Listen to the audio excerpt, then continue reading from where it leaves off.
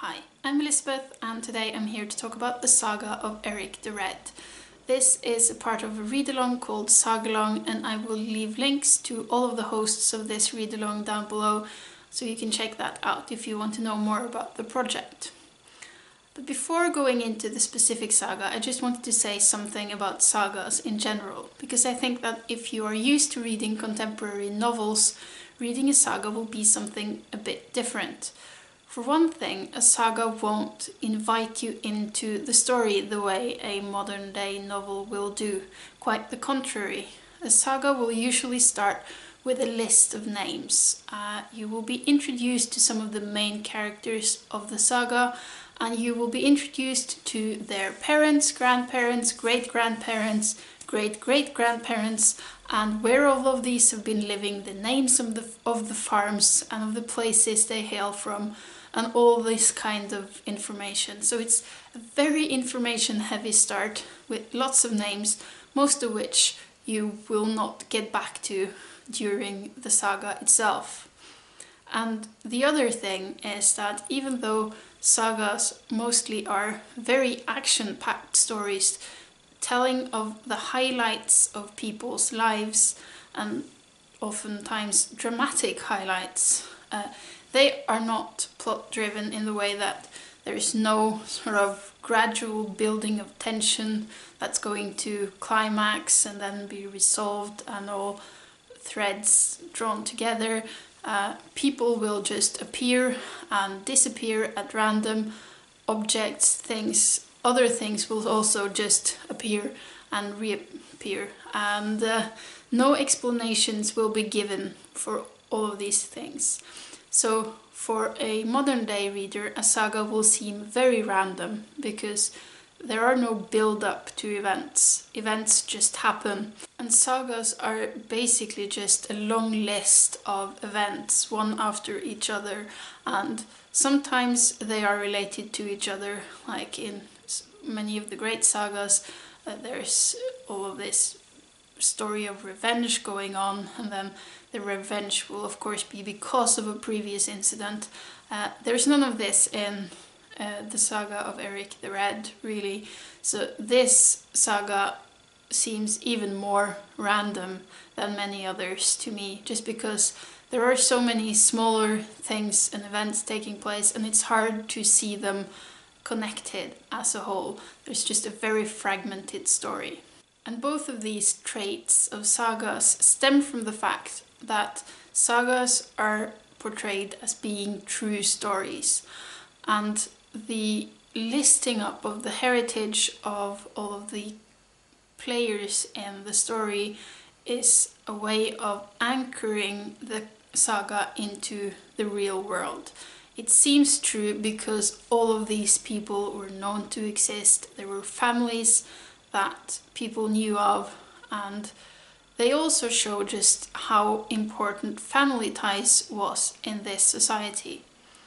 And the other thing is that if these stories are real life, then a bit of randomness is only to be expected, because life does not follow a plot. Life is random. People will randomly appear or die or disappear, and they won't be important, so you won't notice them. So all of this is part of just the sagas claiming to be true stories. However, we can't really read the sagas as historical documents either, because they are also clearly works of art.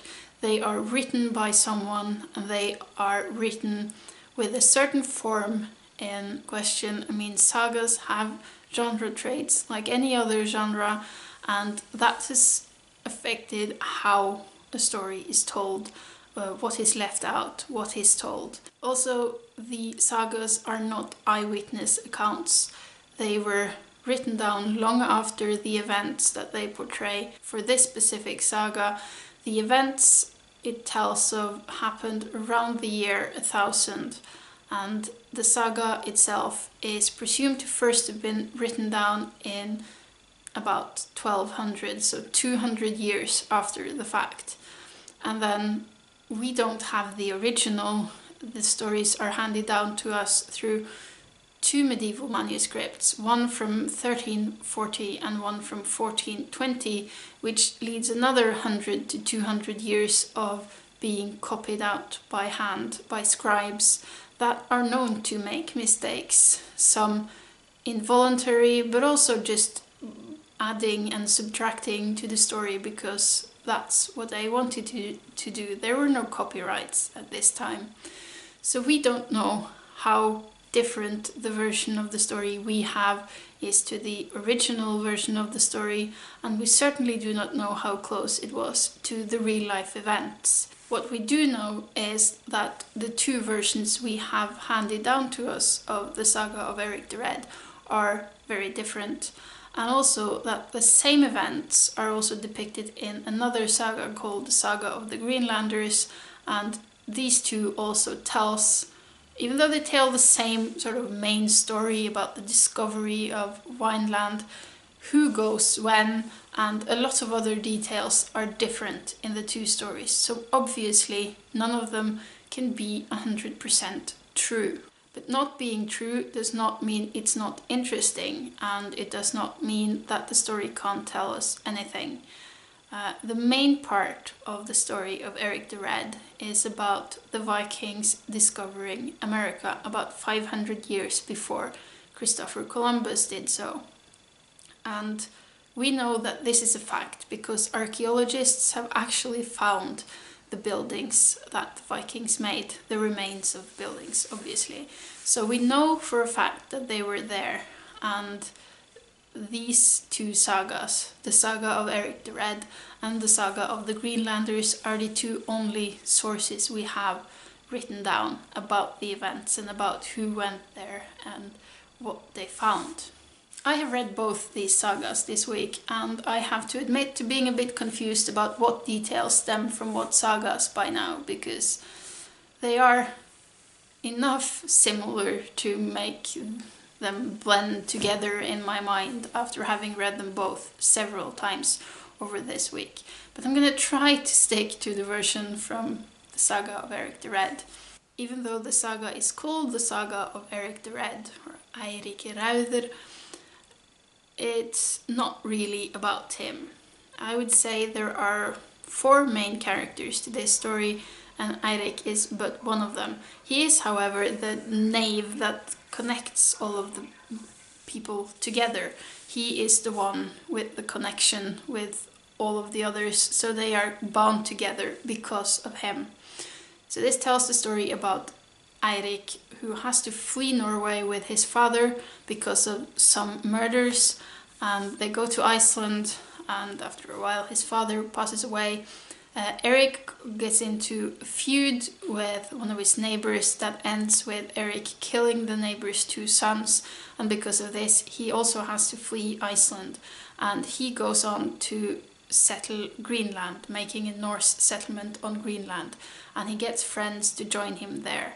In the saga of the Greenlanders we hear about how Leif Eriksson, the son of Eirik the Red, goes and discovers this new continent and how he names it. In the saga of Eirik the Red, Leif goes and discovers it, he comes back, but there's other people who go and name the places. In general, Leif Eriksson is the one credited with discovering America before Columbus. I mean, there were already people living there, so calling it a discovery is a far stretch. But being one of the first Europeans to set foot on the continent, they traveled to three named places. They call them Helleland, which is assumed to be Baffin Island. They go to Markland, which is assumed to be Labrador outside of Canada. And then they go to Wineland, which is known to be Newfoundland, because this is where the remains of the buildings have been found. And we hear about how they explore the continent, we hear about their meetings with the indigenous people or the Native Americans or the Inuits, we don't really know. They call them skræringer, and at first they are friendly, they trade with them, but in the saga of Eirik the Red, the Vikings have a bull with them, and this bull scares the Skrælingr, and then when they come back they attack, and eventually the Vikings decide to go home to Greenland. But this is just a very general overview. There are many interesting aspects of this story, and one of them is that I would arguably say that the main character of the story is actually a woman called Gudrid, because the story both begins and ends with her, and all of the people are connected to her even more than they are connected to Eirik Raude himself. The saga begins with the listing of the heritage of two brothers, and one of these brothers is becoming the father of Gudrid.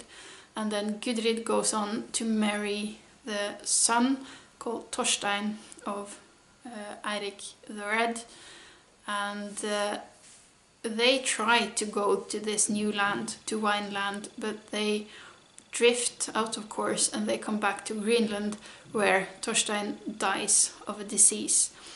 And after he's dead, he sort of sits up in bed, he makes a prophecy about the future of Gudrid, and as always in a saga, the prophecy will turn out to be true. They always are. Then he dies, she goes back to stay with her father-in-law for a time, and then she marries an Icelandic man that shows up called Thorstein Karlsemne, and they go to Wineland together. They stay there for about 3 years exploring, and their firstborn son called Snorre is born there. And so when all the Vikings come back from Greenland together, Gudrid and Thorfinn Karlsemne are among the people that come back. They are very rich because of the things they bring back from there. They go on to live in Iceland, and Gudrid will go on a pilgrimage to Rome when she's widowed again. She comes home to Iceland, she becomes a nun, and her descendants will occupy very important positions on Iceland, just as her first husband prophesied. So her story is kind of the main storyline of this saga. There are a couple of other scenes as well from this saga that I want to mention. One of them involves a prophetess that comes to a farm in Greenland when there's been a couple of bad seasons, and the people want to know how long this drought or this bad season is going to last. And the descriptions of this prophetess, or Volva that she's called, is the best preserved description we have of one of these women throughout all of the sagas. And it's an interesting depiction because we get to see what she's wearing, how she's doing her job, and how she is well regarded in this society. And we can't know how true this depiction is because it is written down by Christians 200 years after the fact, but it is the closest we get. Another story that I think is really funny in this saga is the story of Frøydis, which is the illegitimate daughter of Erik the Red. She is also along on one of the trips to Wineland, and it's told how she's this very fierce woman that when all the men wants to withdraw and not fight the Skrælingr, she goads them on, she wants them to fight, she calls them cowards, yet they still retreat. So she picks up the sword of a dead man and she goes to face the Skrælingr alone. And when they see her, she draws the sword and she rips the boob out of her dress and she smashes her boob against the sword, and that scares them away and the Northmen go free. So that's a cool story. In the story of the Greenlanders, or the saga of the Greenlanders, however, she has a much more gruesome storyline where she goes there with her husband and two Norwegian brothers, and the two Norwegian brothers have to build their own house because she won't let them into her house, which her brother Leif Eriksson had built. And so they go on and live in a separate house. They don't speak. And then she goes to them and offers them a sort of truce, which they take. She goes home to her husband and she tells him that they did not want to make a truce and that he's a coward for not doing anything, and if he doesn't kill them, she's gonna divorce him. And so he brings all of his men, go down there, slaughter all the men in the house, and then there's only 5 women left, and the men refuses to kill these women because you're not supposed to kill women. But Frøydis wants the job done, so she grabs an axe and she slaughters these 5 women herself. And then she tries to bribe everyone to not tell this story when they get back to Greenland, but it comes out and it does not end well for her or her family. But this is just one of those really fierce women that show up in these sagas, goading their husband to violence, or if pushed, they will confirm the acts of violence themselves. So these are just a few snippets of things from this saga. As I said, this is a very fragmented story. It is a bit confusing. I actually had to read it 3 times before I made any sense of it, because it feels like a puzzle with a lot of pieces, and it's hard to see how they fit together. Everything seems a bit random, but after having read it for the 2nd and 3rd time, things started to make sense and I could see how the pieces sort of linked together. And looking at the details in both this saga and the saga of the Greenlanders, it was really interesting to see where they differed and how some of the details were surprisingly similar, but then also very different. So I quite enjoyed reading the saga of Eirik the Red, even though as sagas goes, this is one of the more confusing I've read and less coherent.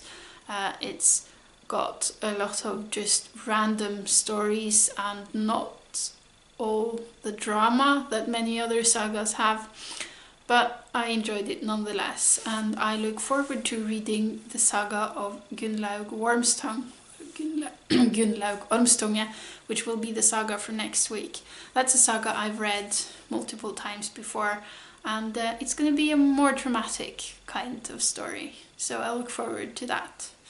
Until next time, bye bye.